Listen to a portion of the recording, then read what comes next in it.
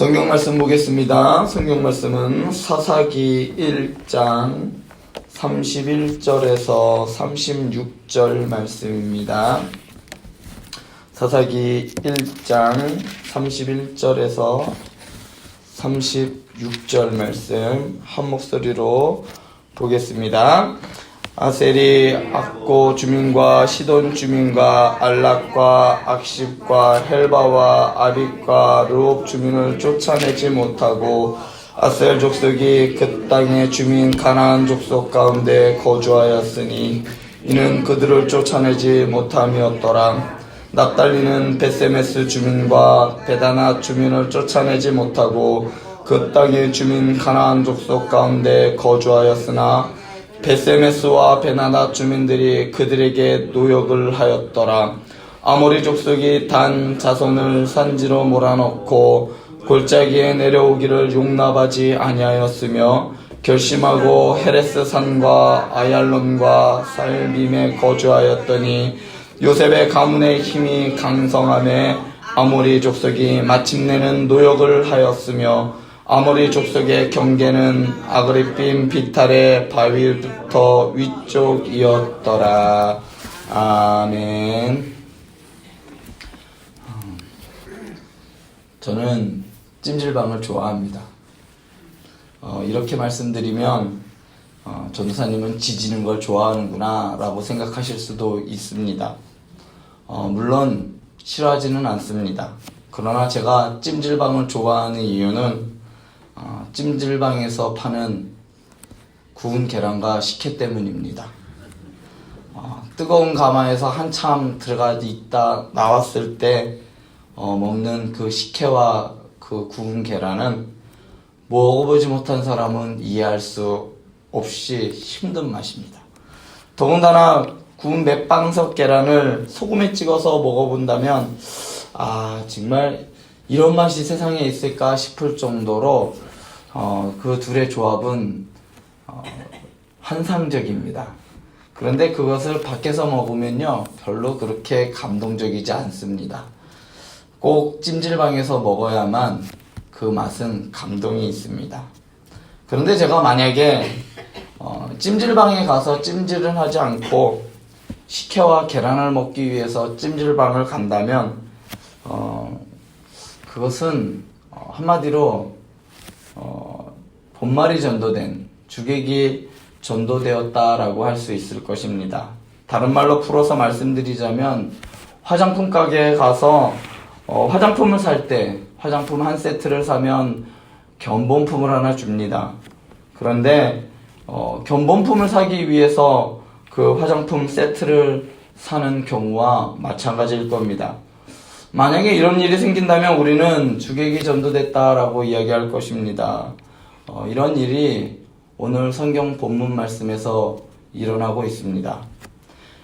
지난 시간까지 살펴본 사사기 1장에서 이스라엘 지파들과 가나안 족속들과의 관계는 이스라엘 지파가 우위에 있는 상황이었습니다.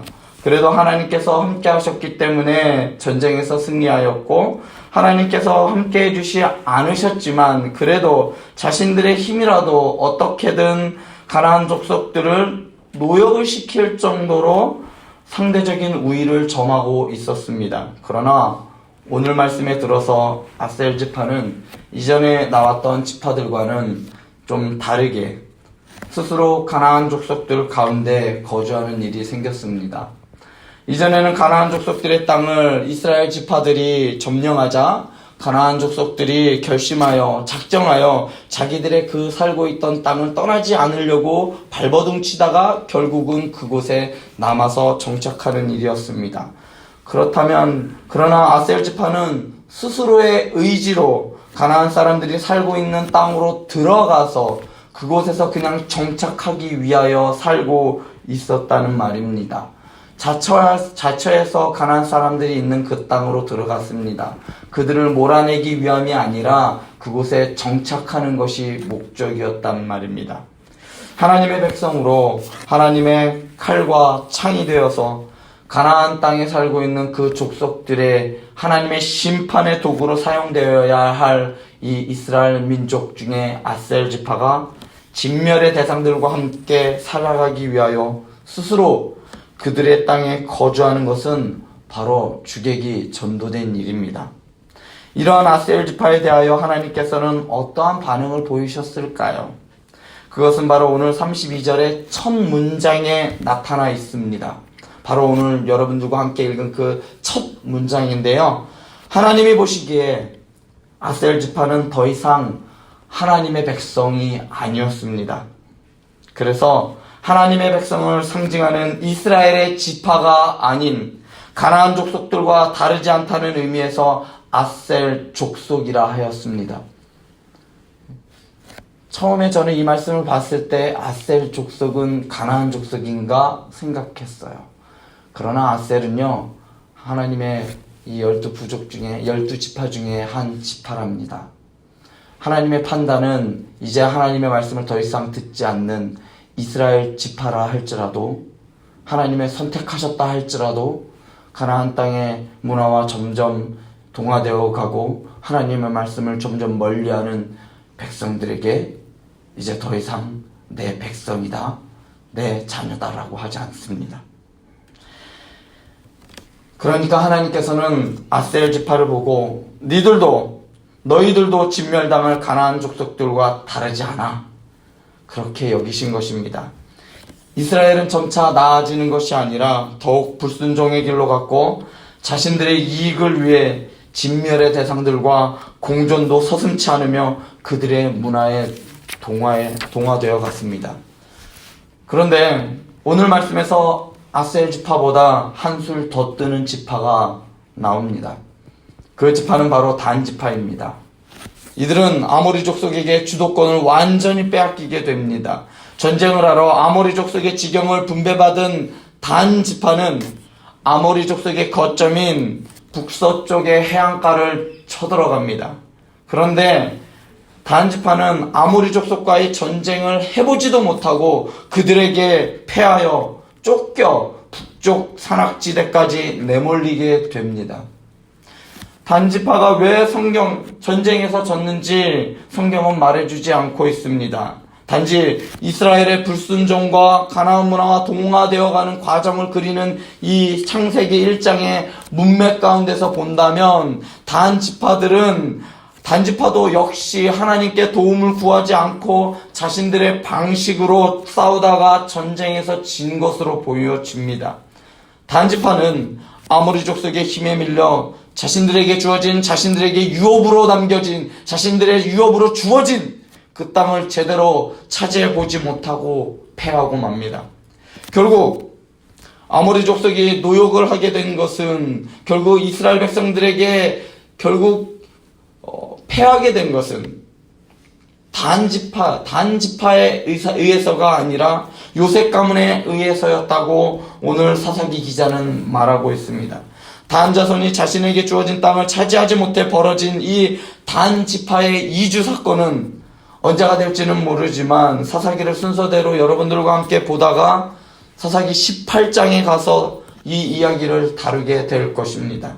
그때 살펴보기로 하고요. 오늘 말씀에 나오는 이 두 지파 중에 한 지파는 하나님의 백성으로서의 지파의 지위를 인정받지 못하고 족속으로 하나님께 여기게 되고, 또 다른 지파는 자신들이 정복해야 할 지파가 정복당하고 말았습니다.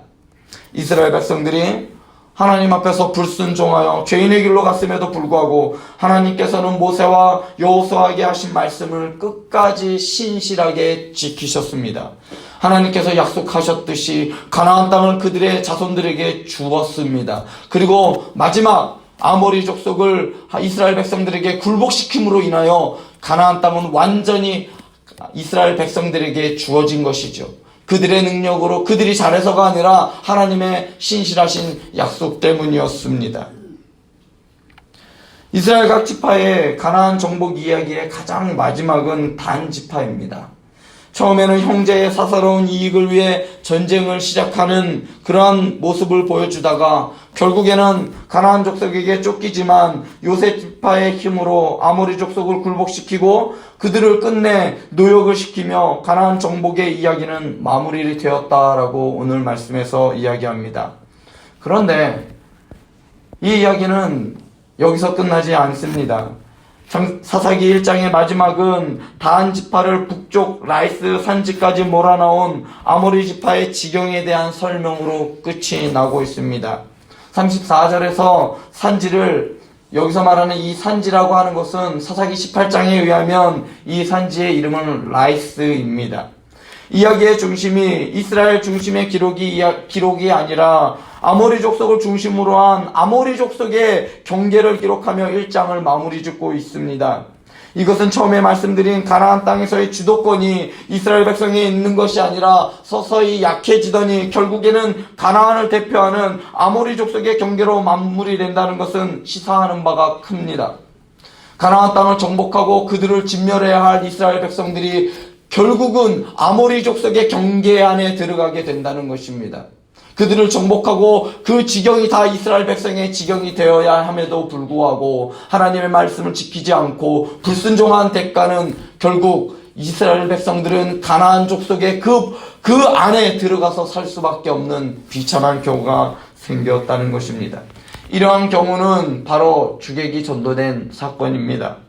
이스라엘 백성들이 이와 같이 주객이 전도되어 앞으로 펼쳐질, 사사기에서 펼쳐질 지옥과도 같은 가나안 땅에서의 삶을 살게 된 원인이 어디에 있습니까?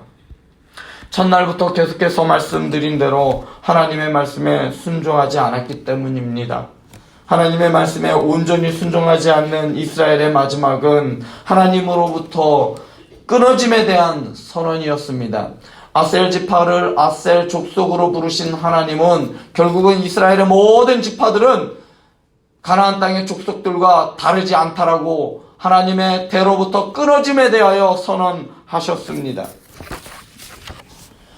가나안 족속과 똑같이 이스라엘 백성을 여기신 하나님께서는 가나안 족속과 마찬가지로 이스라엘 백성을 향하여 심판의 칼을 들기 시작하십니다. 그렇기 때문에 앞으로 우리가 살펴볼 사사기는 하나님의 심판에 대한 이야기입니다. 사사기를 읽어나가면서 하나님을 떠나 범죄한 이스라엘의 모습이 우리 자신에게 보인다면 하나님께 회개하고 부르짖기 바랍니다. 이들의 모습이 나에게 있을 수 있습니다. 그리고 읽을 때마다 저는 찔립니다. 이스라엘의 모습과 다르지 않는 나의 모습이 보이기 때문에 저는 마음이 아프고 그럼에도 불구하고 하나님께 부르짖을 수 있습니다. 그것은 바로 하나님께 회개하며 부르짖는다라는 것은 바로 우리가 하나님의 백성인 증거이기 때문입니다. 하나님께 회개하여 돌아오지 못하였던 이스라엘 백성과는 달리 이 말씀을 통하여 나의 마음을 찌르는 말씀이 있다면 하나님께 회개하고 돌아올 수 있도록 이 시간 하나님께 부르짖을 수 있길 바랍니다. 기도하시겠습니다.